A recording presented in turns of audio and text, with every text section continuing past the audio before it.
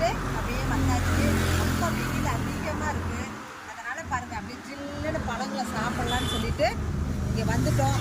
வாங்க நீங்களும் சாப்பிட்லாம்.